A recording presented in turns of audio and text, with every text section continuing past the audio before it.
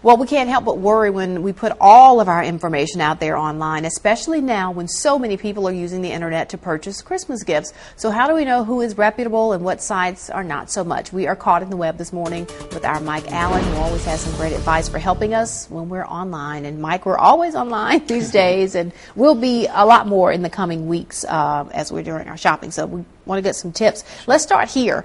What we're all trying to protect ourselves from, obviously, is identity theft. So sort of define identity theft for us. Well, we all have a digital identity. It's basically our social security number, our credit card information, who we are, our address, those kind of details about us.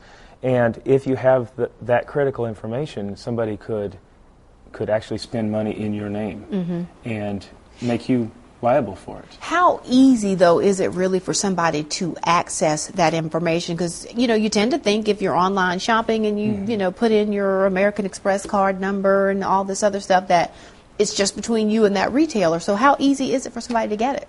It's only easy if you aren't careful about it. But if you use proper secured web browsers, like keep your web browsers update, Firefox, Internet Explorer, keep those up to date so that all the latest security enhancements are there. That helps a lot. And then if you only enter your credit card information in a secure session, like when you shop online, checking out, that's good. Don't email that information to each other. That email is rarely secure. Okay. So those kind of things can help a lot. And that goes into the secure shopping carts also? Yes. This same information we're talking about, because when you're shopping online, they go, this is going to your shopping cart. What exactly is that? The shopping cart should be encrypted, and that's kind of a geek thing to, but they should scramble the information, so that it can't be intercepted. And you have to have a key on both sides, which is all technical, but it protects it. And it's bank level encryption, military level in some cases. So very good. All right, using major credit cards. I recommend major credit cards over debit cards because you have better legal protection if there is a problem. All right. And my rationale for that over, a credit card over debit is that if somebody gets your debit card information, the money goes right away out of your bank account. At least, I guess, with your credit card company, you can go back and forth and sort of try to dispute the charges. Exactly. And it's in their interest to get that money back as well. So you have them fighting for you also. Return policies, what do we need to know about that? I think it's a good idea before you buy something to make sure you know what the policy is on, do I have 30 days to return this? Do I have to pay a restocking fee or anything like that? Just to make sure you understand that. All right. It's important also to review your order before you hit that send. Exactly. Make sure if you have a coupon that you got it entered and the discount was properly applied, that you know all the charges and that everything is correct. All right.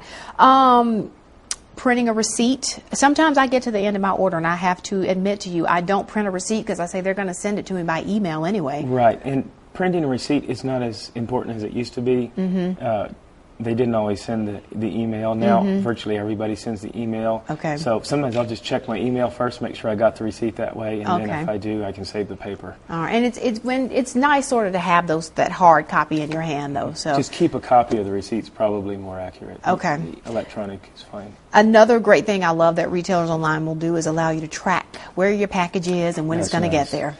Yes, that FedEx, UPS tracking is really nice to know when it is. That way you can make arrangements if it has to sit outside. Okay, let's talk very quickly about another important issue. We talked about passwords. How do you set a good password? Passwords are very important. Okay. It's the gate into all your protected information. And passwords should be random. They should not be a dictionary word, a word that's found in the dictionary, because a hacker could actually take a dictionary and try every word in that dictionary to get into your account. Do they really go through that trouble? Yes, they really will.